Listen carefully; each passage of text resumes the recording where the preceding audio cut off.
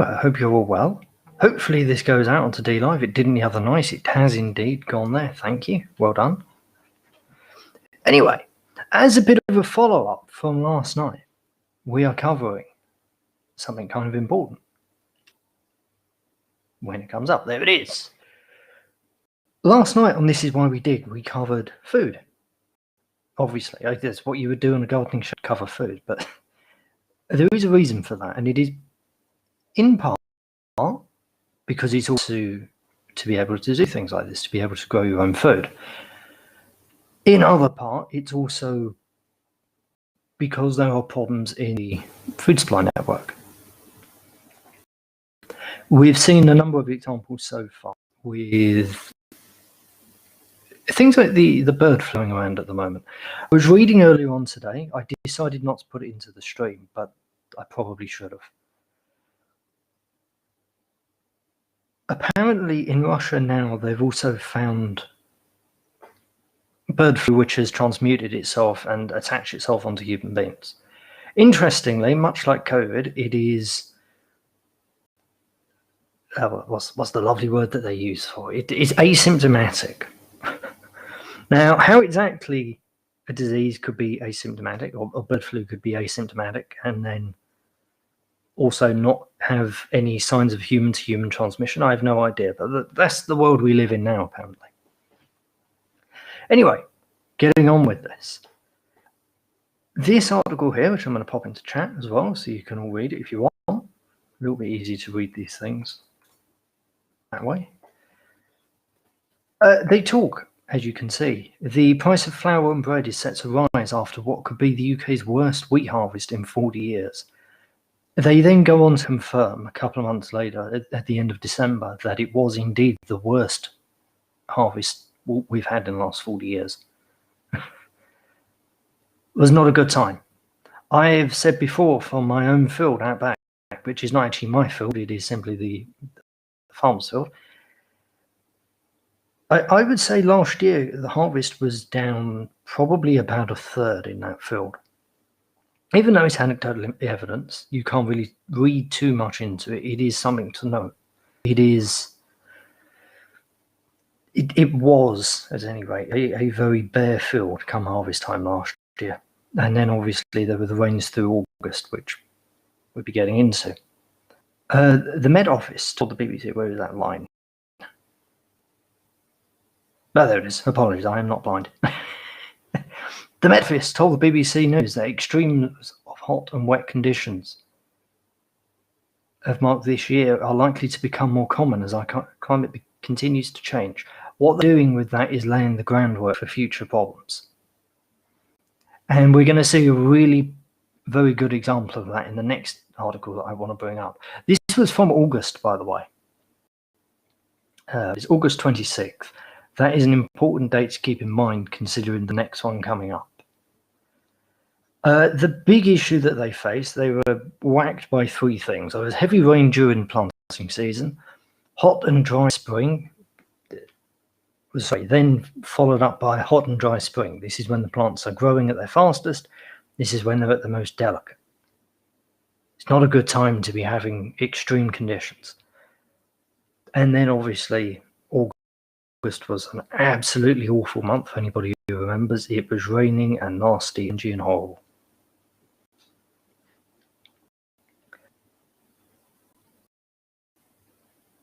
Where was the next bit there?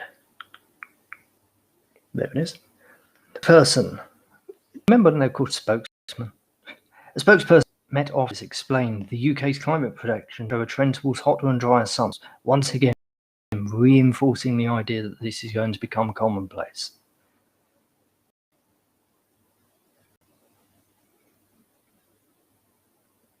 They then go on to say that since 85% of the wheat used for flour is grown here in the UK, flour millers have to make up the shortage, which basically means they're going to start importing even more. This is where the problems start to rise, because last year Romania banned all exports, all exports of wheat that went outside of the European Union. Russia stopped exports for 6 weeks. If I remember rightly as well, Ukraine and Kazakhstan also did the same. We're going to start seeing more and more of this. I did read, I lost the article while I was doing my research. I did read that 1 week the US sold about 7 million tons of grain. That grain was then immediately bought by China, just in one go. The amount of grain that China is buying is astronomical. It is an incredible amount. The only reason I could come out with for that is I know they've had a couple of failed harvests. They've had a pretty bad monsoon season last year. I will be looking into the Chinese situation much more because I think this is going to become a running theme. There are serious issues with the food chain. And yeah, this is why growing is really, really important. You may not be able to get flour, okay, but if you have your turnips and your parsnips and your potatoes and whatever else, at least you have food. Because when wheat prices go up, price of everything goes up, and that is what we're facing. Then obviously there is the obligatory, let's blame Brexit. Because, you know, nothing bad can happen in the world without it being Brexit's fault.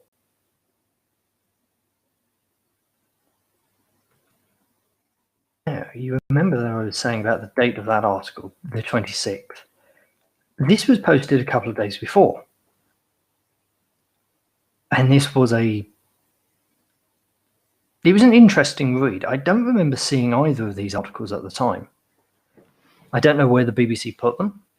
I have a sneaking suspicion they have a special section on their website where news articles that are kind of important go to die. This is a bit of an odd one, though, because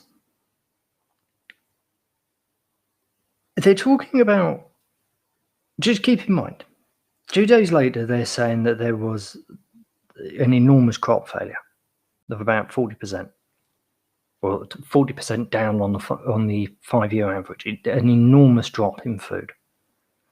So their solution to all problems in the world is we need to remove CO2 from the air. And their way of doing this, apparently, is by, where was it? Should have highlighted this beforehand. You know what? I have the quote. I'll find it. 1 minute.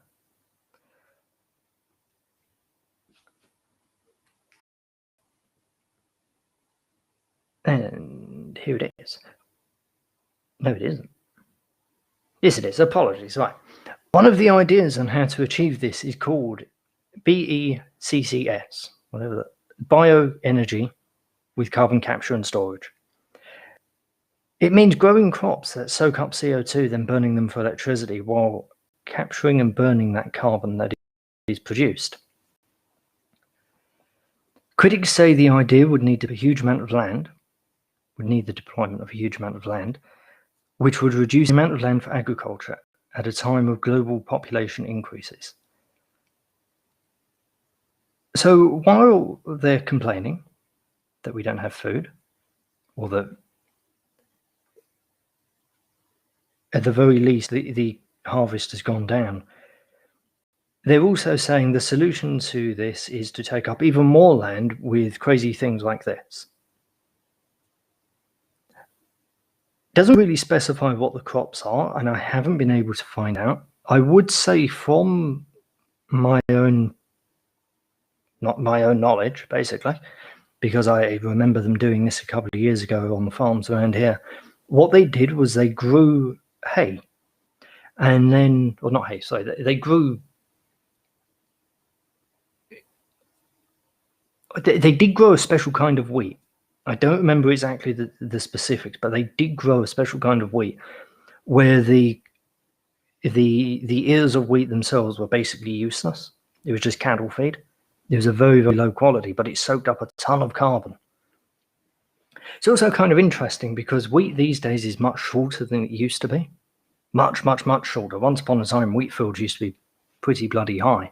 I would imagine the sheer size of the plant would also account for soaking up a lot of carbon. So there is a bit of an irony in that.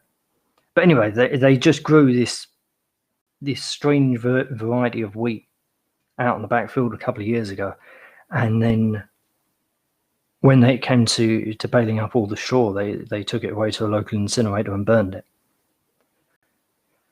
I don't really know how efficient it is. It doesn't sound efficient. It sounds a bit like a wild goose chase, but it's okay because in this article they lay out an even bigger goose chase, an even more wild goose chase than whatever this is. It is a technology called direct air capture. That's what it looks like. On the face of it, it kind of seems a little bit reasonable. You know, the general principle behind it is carbon dioxide in the air is bad, carbon dioxide in this machine, good. So let's find a way to get carbon dioxide out of the air and into this machine, where it would then be turned into some sort of brick, I assume, or some form of something they can then bury.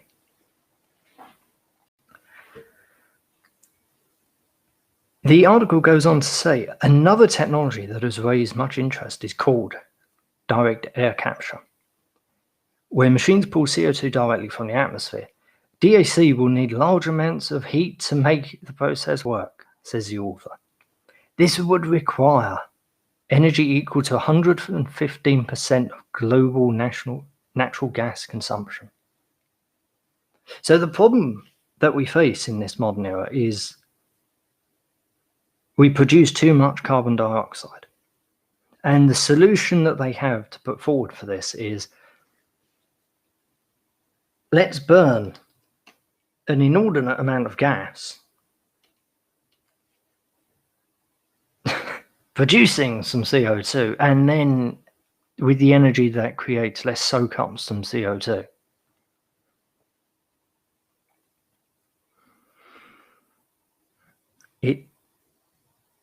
It seems remarkably stupid.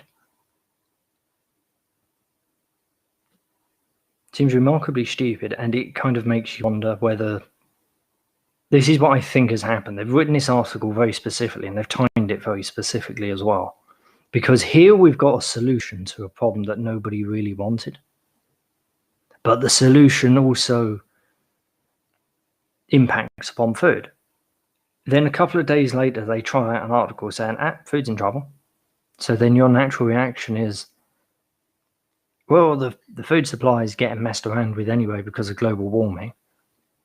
It's failing. It's not working properly. We may as well give this previous insanity a go, where they're just going to grow crops for the sake of it and then burn them.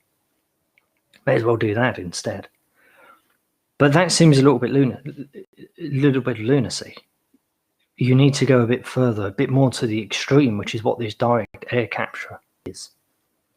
Because this makes the previous solution of just growing fields of stuff to burn, this makes it look reasonable. Water is also a big problem with it, apparently. The machine's using 30% of the water currently used in global electricity production. 35%, by the way. I completely missed out a word. I'll read that again. Water for DAC is also a significant cost by 2050.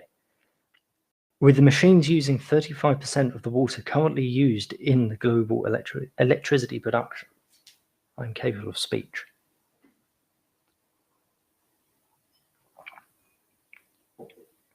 So once again, they complain. They complain that we don't have enough water, that we don't have enough clean water. And then they complain that this is partly caused because of climate change. And the only way to fix climate change is to use an inordinate amount of water. It's just silly. Just incredibly, incredibly silly. Was there anything else in this article? I think there was.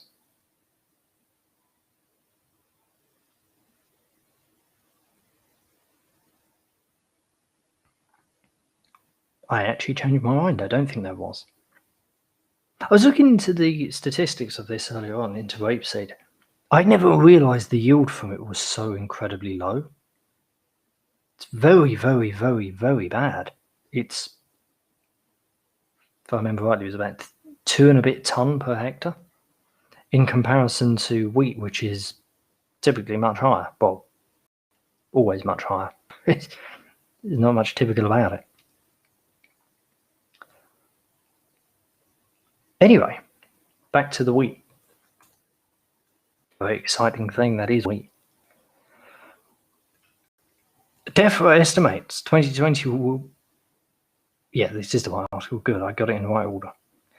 DEFRA's estimate 2020 wheat crop is the lowest since 1981. That is the lowest in 40 years. DEFRA's first estimates of the UK's 2020 wheat crop has come in at 10.1 million tonnes, which is 37% lower than in 2019. This estimate is completely wrong. It is... I'm not going to say completely wrong, actually, no, that's a little harsh. It is drastically wrong. It is wrong by an extent that even Stalin would have been quite proud of fudging those numbers. The article goes on to say the UK will inevitably see increased imports, as it typically... I can read. The UK will inevitably see increased imports as it typically consumes around 15 million tonnes of wheat each year. So such a small crop leaves it in deficit. The 5-year average of growth, also the 5-year harvest average rather, puts us at a little tiny bit over 15 million tonnes.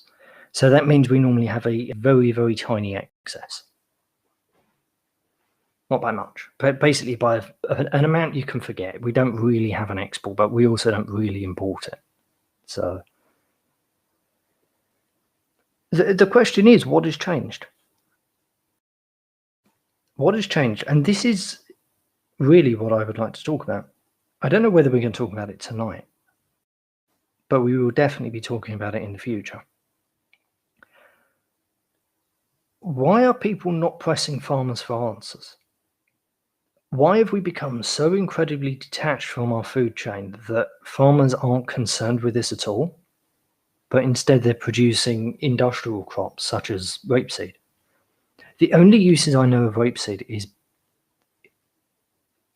I know 3 uses of it. One is an industrial lubricant. 2 is it can be used for energy. And the 3rd thing is cooking, but not for normal domestic use. I don't know anybody who cooks with rapeseed oil. So I may be slightly coloured there, it may be a very popular oil, I have no idea. I do know it is used in a lot of processed foods. Beyond that, it's pretty useless. And as I said earlier on, the yield from it is very, very low. So why are farmers planting up thousands upon thousands upon thousands of acres of what is essentially I was going to say a luxury crop. It's not even that. It's just a cash crop. When people, well, so when the nation itself is at a massive deficit for such an important crop. The article goes on to say, I will pop the article into chat. Did I? What did I? I did not. Anybody who wants to read along? People, this is what's been happening around me as well. It is extremely annoying. I don't think they've been able to do it, but I know a couple of years ago they were trying to link up 2 towns near me, and the amount of acreage between these 2 towns, it's just insane to think you can do that and everything is fine, because they're doing it all over the country. It's not just here, it's in many, many different places. It goes on to say barley has gone up, which is kind of good, I suppose, because barley is... it's a feed crop. So, a little bit extra feed crop, that's good. That means farmers of cattle and what have you can hopefully buy it a bit cheaper.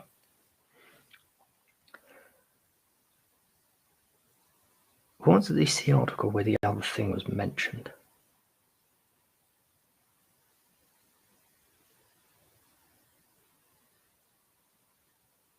No, it was not. Okay, it was the fourth article. See the usefulness of having professional notes. It's like we've entered into a new era. Pre-planned talking points. It's almost like a politician. Blimey. But there we go. This was the one. This is the final review of the year from 23rd of December.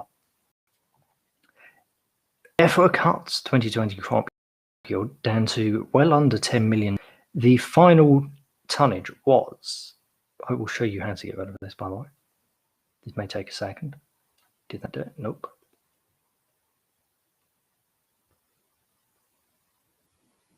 Yeah, that kind of work. Good enough. If you catch it at the right time on this website, you can get past there. Well, you need to subscribe to read this thing. Anyway, don't tell them I told you how to do that. Defo absolutely slashed its estimates. And there's no other way to say this. There was a 40.5% drop in production compared to the previous year. That is very worrying. That was also highlighted. That is an incredibly worrying drop. That's not a small amount. It's very nearly half. It isn't half, obviously, but it's so close to being half, it may as well be half. It was the lowest UK wheat production figures since 1981. The total growing area is also down dramatically rather. It's almost a quarter down. So it's almost a quarter down. I've gone over the statistics of this. I don't have them on screen, and I also didn't write them down. I should have been writing these down while I was going along. I've been looking into this for the last couple of weeks, on and off, so I've picked up little bits and bobs. The amount of land taken up by wheat production has fallen. The amount of land taken up by barley and oats rose. The amount of land taken up by barley, oats, rapeseed, various other crops, many of them rose. None of them rose anywhere near enough to make up for this. If I remember rightly, when I was looking into this, once again, I should have wrote this down. The total loss is about 2.5 to 3.5%.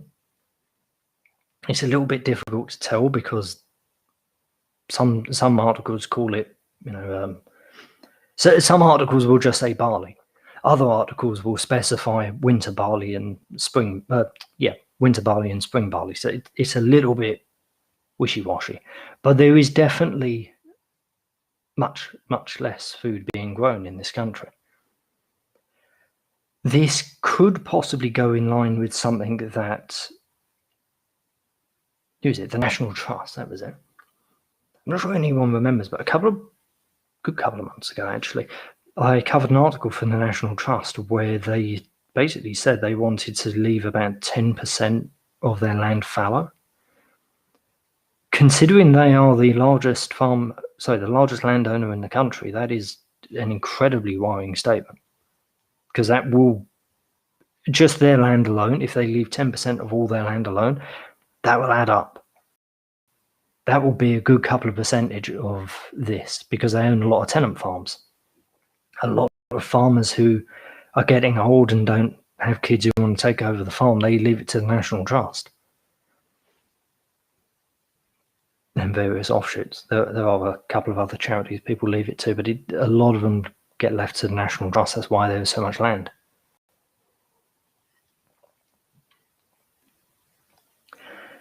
Anyway, back to the article. That enormous drop down from 10.1 million ton estimate all the way down to the 9.6-ish estimate. It makes it the lowest thing since then. Did I cover that? Yes, I did.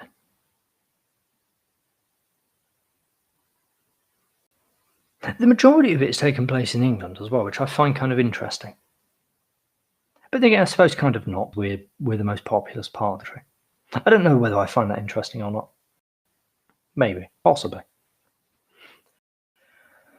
The article goes on to say the barley crop is estimated to be 8.1 million tonnes against the 8.3 in the previous estimate back in October.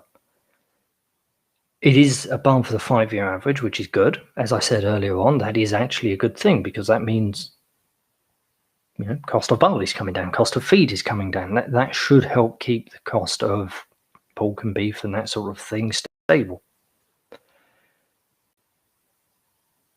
It then goes on to cover rapeseed, which, as I said, is the most baffling crop. I never realised it was so bad until looking at this. They grow a lot of rapeseed around me, an inordinate amount. I would say the last 4 summers, most of the fields around here have been rapeseed, especially over on the other hills. So you can see them a mile away. It smells beautiful. It smells absolutely incredible, but the yield is awful. The article says the 2020 rapeseed crop is put at 1.038 million tonnes, which is down compared to 1.7 million tonnes the year before. We seem to grow an incredible amount of this.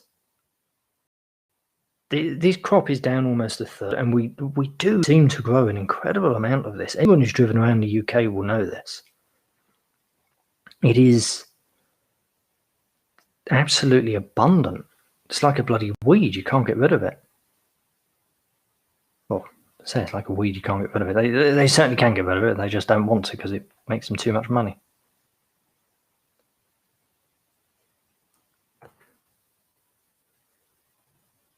What is this? Oh, no!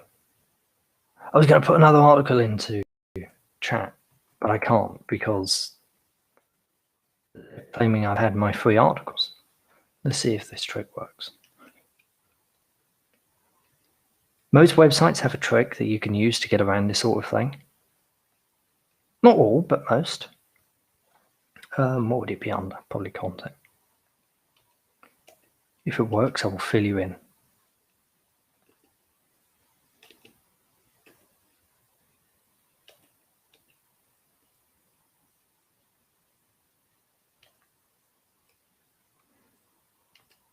Oh, okay, that actually doesn't work on this one. That's very surprising.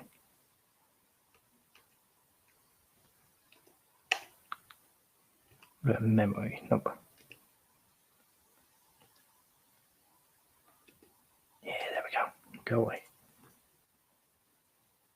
That didn't work. God damn. Okay, well, anyway, I've got the link. Apologies for the silence. I'm trying to remember how to delete cookies from a specific website. I'm going to put that into chat just in case anybody wants to read it. I did copy it from earlier on, so it's okay. I can at least read it and let you know what is going on. Basically, Liz Truss, who is one of the most forgettable ministers we have. I forgot this woman existed. I'm trying to remember what she did before. Wasn't she education or something? So whatever it was, she just completely forgettable woman. An article in the Financial Times with the headline, UK urges food manufacturers and farmers to target Asian middle class. I have a feeling we're going to be covering this sort of article in much greater depth in the future. So I'm going to skim over it quickly. The article says this is almost direct quotes. Anyway, food producers should take advantage of trade dynamics such as high meat prices in Asia and the US appetite for imported beef, International Trade Secretary Liz Truss said on Tuesday. Adding that the government would offer advice and mentoring and masterclasses to help people trade. This is a prime example of politicians putting GDP above our own people. we have got a problem, like a very, very serious problem. Food prices are high in this country. They have been for an extremely long while. On top of that, on top of those problems, you can look around in other parts of the world. Places like Russia are starting to pull back on exports. Places like Argentina are starting to pull back on exports. Places like China are just buying up an unbelievable amount of food. People such as, if I remember rightly, Jordan last year, after the explosion in Lebanon, they bought up 2 years' supply of wheat. That's a lot of wheat. Because in these parts of the world, wheat is still the king food. If I remember rightly, one of the problems with the Arab Spring, the thing that kicked it off in Tunisia was people, rather than being paid benefits like we get them, people get money. In places like Tunisia and a lot of the Arab world, they actually get a bread subsidy. And I don't exactly remember what it was. It was a long while ago. We could look into this in the future. But something was up with one of the people selling bread, and people in Tunisia decided that they had enough. And that help kicked it off there. Well, at least that is the official reason for it.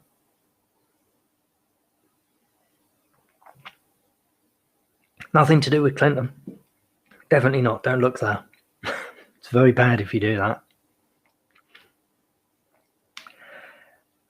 that. She then goes on to say, by the end of this decade, 66% of the world's middle-class consumers are expected to be found in Asia. They're hungry for top-quality food and drink.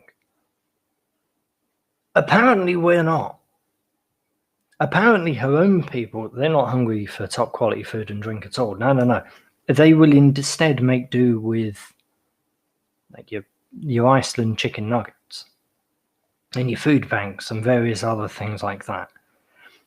She goes on to say that our farmers need access to new markets around the world, but we need to get rid of the barriers holding them back.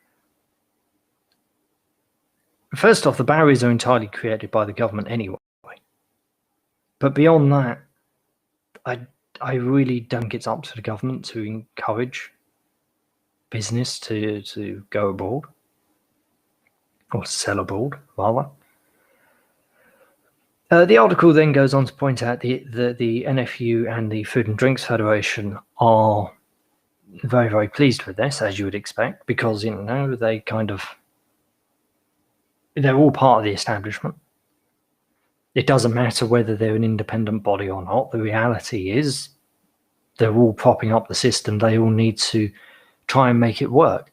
The thing that stood out in this entire article was this geezer called David Heng, co-founder of the UK Trade Forum. He said on Twitter, continuing denial of trade gravity from the Department of International Trade is not a good look. Sure, we can do some export. Sure, we can and do export some food globally, Scotch most obviously, but lost local markets are hard to replace. Basically, distorting your trade policy against the local market is almost certainly unprecedented amongst developed democratic nations, and for very good reasons. For once, one of them have put their head up above the parapet and have actually pointed out the problem. What the government is effectively saying is, screw the local market over, let's just cater for the external market. Let's start exporting as much as we can, forget the local market, it doesn't matter. I find that quite interesting. I will go and look into this person a little bit more.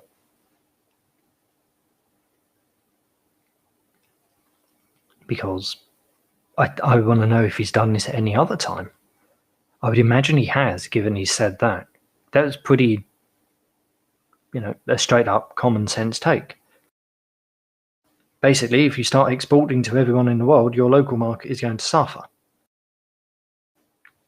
And then what are you left with?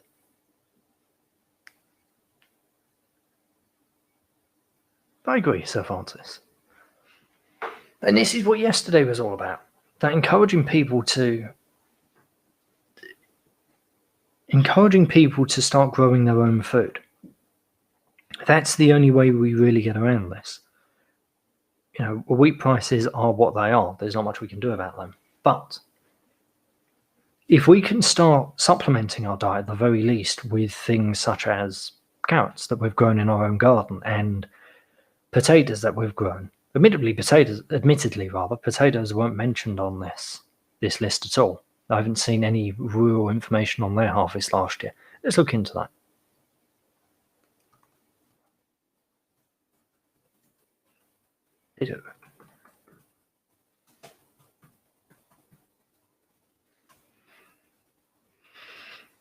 Potato harvest 2020. How did it go? Oh, apparently it wasn't good. A real surprise. Bring that back. Apparently the article is 6 months old, but that's completely irrelevant for the context of this discussion. They fear another washout for this year's crop. Are you Romanian, good sir? No, you're not. Your name is Nigel Adams. Remarkably English name. Growers hope to avoid a third bad year, but it has already been hit by lockdown and a heat wave. How has lockdown affected bloody potatoes? Well, you're locked down, you're not allowed to go out and dig up a friggin' spud. Jesus Christ. Farmers are desperate to avoid last year when good growing weather over the summer was followed by heavy rains in some areas from late September that left the ground too sodden to harvest for months, spelling disaster for many potato growers. Do they go on to give actual stats? I haven't read the article, we're doing this live. We're flying by the seat of our pants, lads. Calm down. So apparently last year at this stage, so in September of 2019, they were having a wonderful time of it.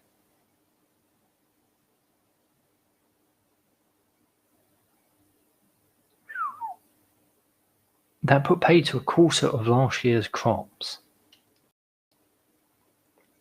Okay, so 2019 was not a good harvest for them either.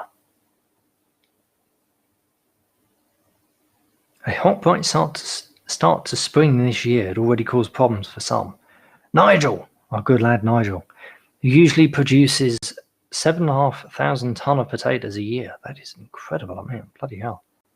Said yields were slightly down in July for his early crop after only 3 millimeters of rain in May.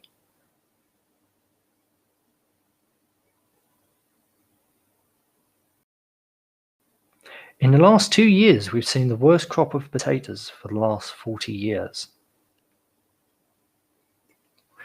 That is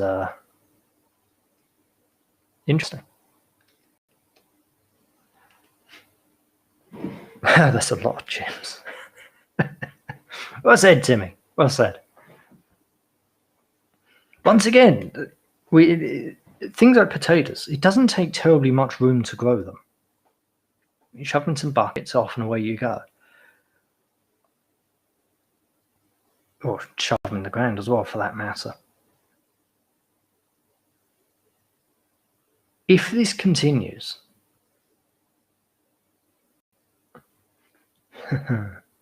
oh indeed, mate.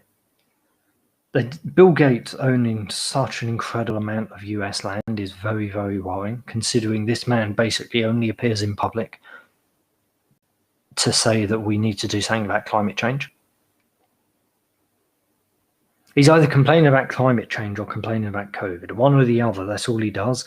So the fact that he's bought up so much land, and in that other article, the second article that we covered, they said, maybe we should just grow some crops to burn. It kind of makes you wonder what sort of stuff he's going to start doing, or start growing rather.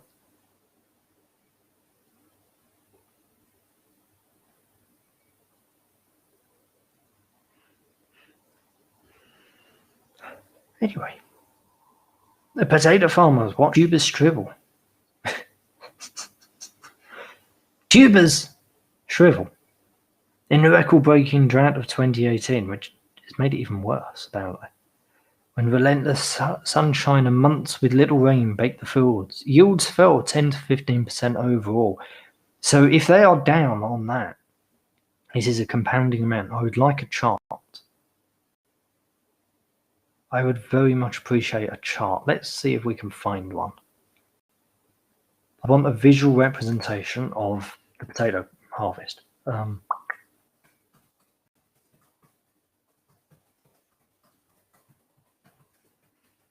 5-year average UK. Do we have this?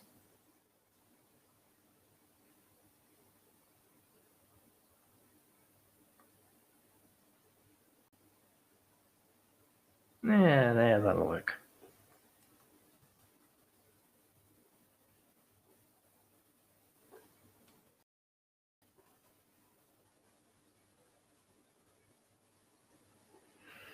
Okay, so this is from the Agriculture and Horticulture Development Board.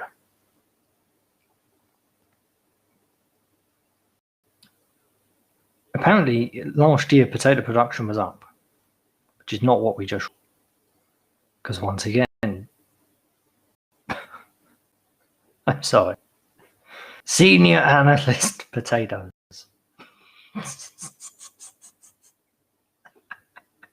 Oh, you need a better job description. That is awful.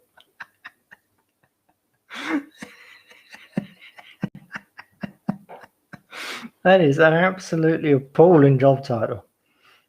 Anyway, as I was gonna say before I was caught off guard with that, the harvest is definitely down. As you can see, that is not. No, I'd say that's just about below average. So maybe the potatoes have not been hit as hard as they could have been, but it also depends on. And the yield is also just slightly up, as you can see here. So maybe the potatoes aren't in as bad of a position as the Guardian made out. That poor chap's one certainly is that.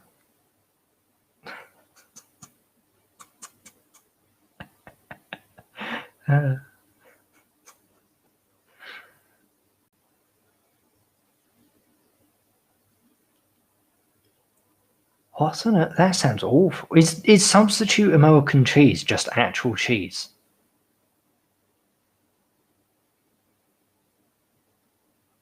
I don't know. That sounds awful. How can you have a substitute for what is basically a substitute? At what stage does that just become its own thing?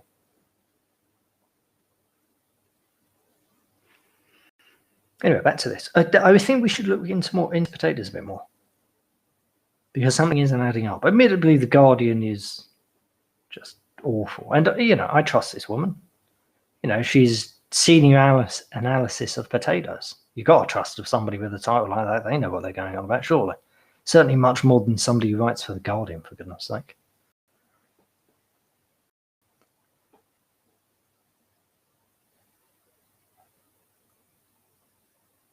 So yes, anyway. We will look more into potatoes, because that article there says that potatoes are going just fine. Common sense says otherwise.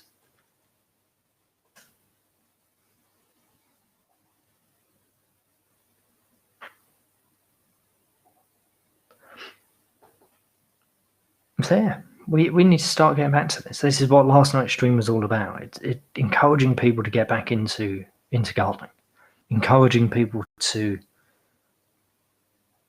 start taking responsibility for themselves. Being able to protect and preserve yourself and your own family is a wonderful, wonderful thing. If you can do that with things like being able to grow your own potatoes. Jonathan just said he bought about 50 quid's worth of potatoes. And while that may sound like a lot, just think how many potatoes he's going to get out of that. He's going to get so much, so many of them, that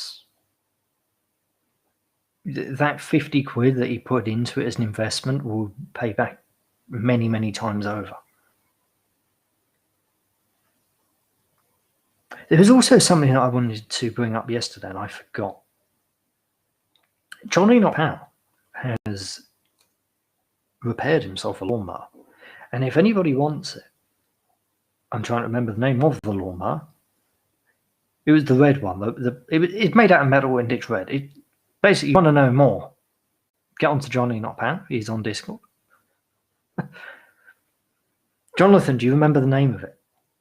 Or John, if you're here, can you tell me the name of it?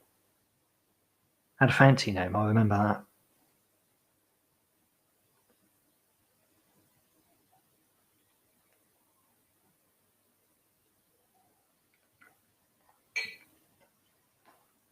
Honda. No, it wasn't Honda. It had a different name. It was red like a Honda, though, so maybe. Petrol Honda.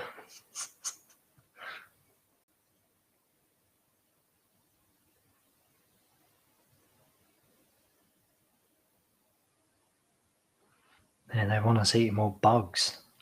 I keep seeing news articles where they keep promoting the benefits of eating weird insects. It's very, very, very disturbing. That could be an entire bloody series. The number of articles I've seen in the last 2 months alone with that is just astounding.